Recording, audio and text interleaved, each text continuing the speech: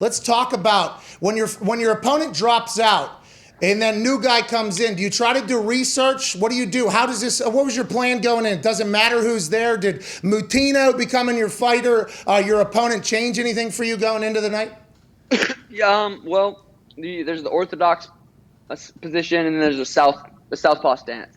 The kid I was originally going to fight, orthodox, sparred orthodox guys for about 6 weeks. 10 days, 11 days notice, they say, hey, you're fighting southpaw, which, doesn't matter. When you're the best striker in the UFC, it doesn't matter. But I think maybe, I spar a couple southpaws. I could put that kid's lights out. I still had 30 seconds to put his lights out. Herb Dean had seen enough. Not mad at the stoppage. Really wish I could have put his lights clean out.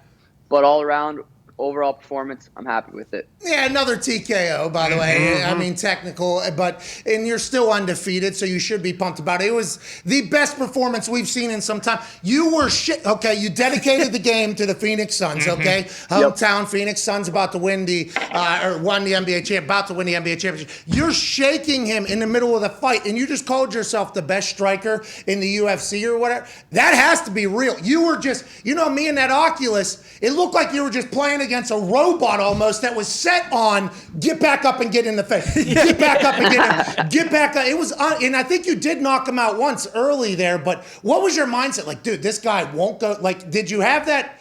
Did you think, like, what do I have to do to this guy? Because he was literally like, I mean, there might have been a bag of peanuts up there. I don't know how your head takes that much trauma and doesn't go out. What were your thoughts while that was all going on?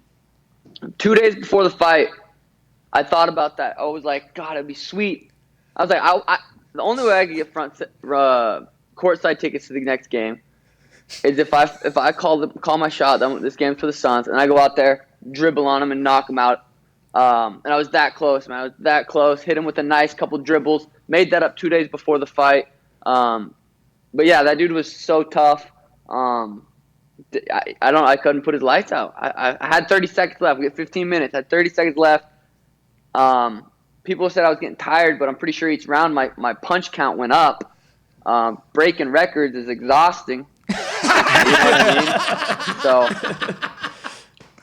mean? So, Sean, the people that were saying you were tired, by the way, a couple of the commentators said it a couple of times. Like, they thought that Moutinho had kind of like, what's that, rope-a-dope, like kind of Homer Simpson, or kind of took the beating, and he was almost putting you. It felt like every round they wanted you to kind of get beat because of how bad you were just punching him in the face. You weren't tired at all, though, right? You said your punch count goes up. Were you exhausted? Was there any part of your body that was hurting? I mean, you played bongos with another human's skull for 14 and a half minutes. Dude, I was tired.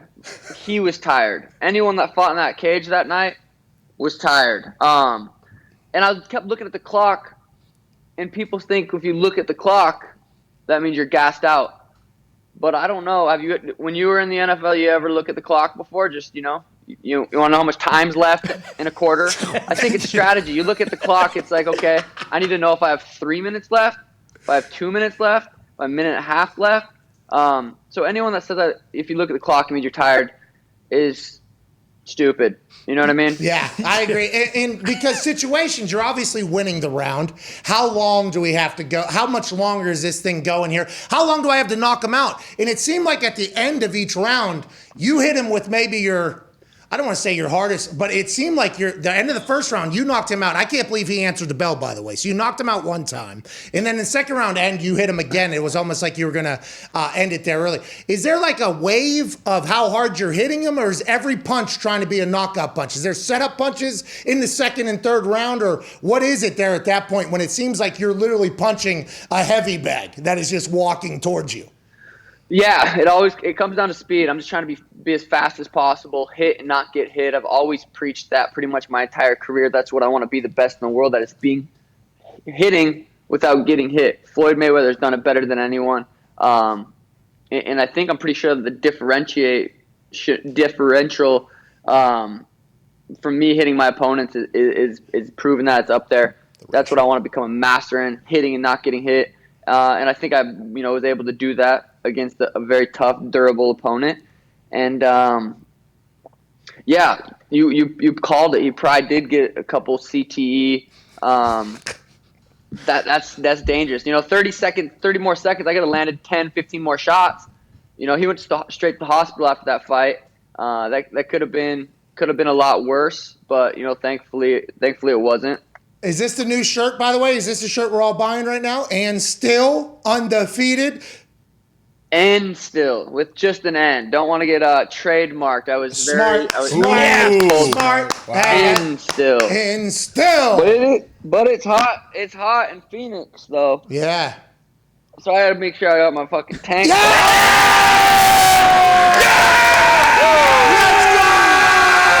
Let's go!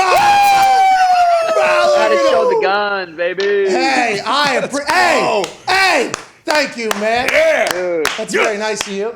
Obviously. Oh, thank God you told me to fucking practice my speech after with my heart rate up. Daniel and I, we had to go on the treadmill, hit a couple sprints, and talk on the mic. So I was able to get that out decently after my fight because of the preparation. Well, anytime you need counsel or anything for the bullshit surrounding what you actually do, because I couldn't do what you actually do, you let me know. I'd feel honored to be a part of that. In the afterwards, by the way, I think not only did you call out Peter Yan, which we will get to here in a second, you also read the room, okay, which was, because you are the most electrifying fighter in the game right now. You are the people's fighter right now. Mm-hmm. You're everything that the UFC could potentially need or want at the time. You're going to be the champion. And because of who you were fighting, he out babyfaced you almost just by eating all the punches. And the crowd, when Herb stopped him, you read the room very well. Complimented him. Mm-hmm. Then your answer for, that's a lot of head damage, was maybe... I mean, that was fantastic. I thought your promo was beautiful. Beautiful, Sean. Thank you. A lot of people are saying I called out Cody Garbrandt. I mean, I had been calling him out for 2 years. I didn't call him out. I was letting people know Cody Garbrandt hasn't won a fight since 2012. I don't know if that's a call out or I'm just making statements. Facts. But, hey, that's a potential matchup. I did call out Fob Ront. His name's Rob Font, and people were like, you said his name wrong. Like, I didn't know. It's like, come on. Come on.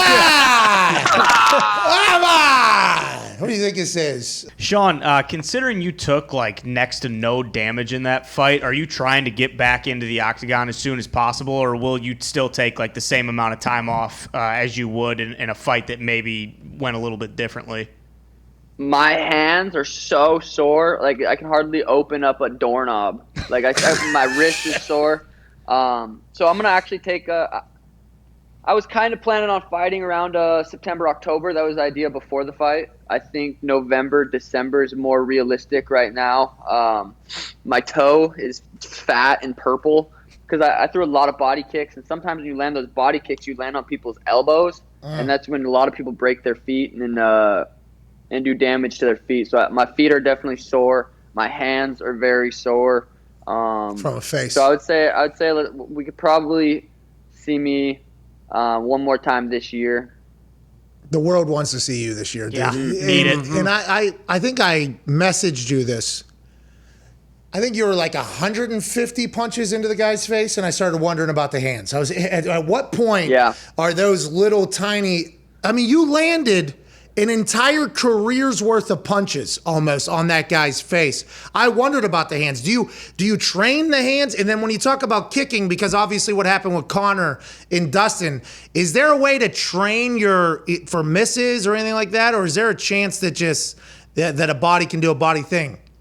Yeah, those are some good questions. Thank you. First, going into the end of the first round, my hands started hurting a little bit, and I've never really had issues with my hands. Some people's hands break easy. I've never broken my hands. I got some pretty big-ass hands for a bantamweight, but they were hurting towards the end of the first. Every single shot I landed on his face, I felt it in my hands. So that was different. Going into the third, it didn't feel like they're broken.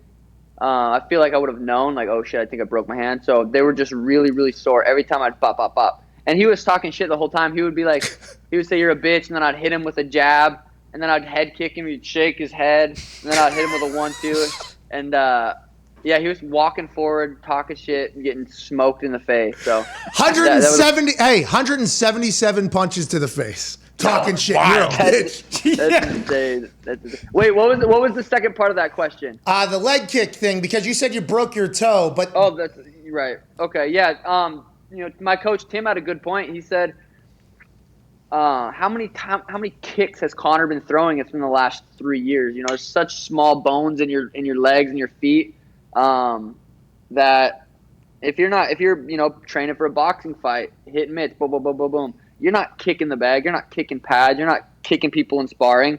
So maybe that was last 8 weeks of sparring. He started kicking and maybe hurt his feet in sparring. I do that all the time. I've hurt my feet in sparring a lot of the times I spar. So who knows if Connor had a little injury going into that fight from kicking a lot in camp. Clearly his game plan was kick Dustin's legs, and that didn't work. That sucks to see the fight end like that.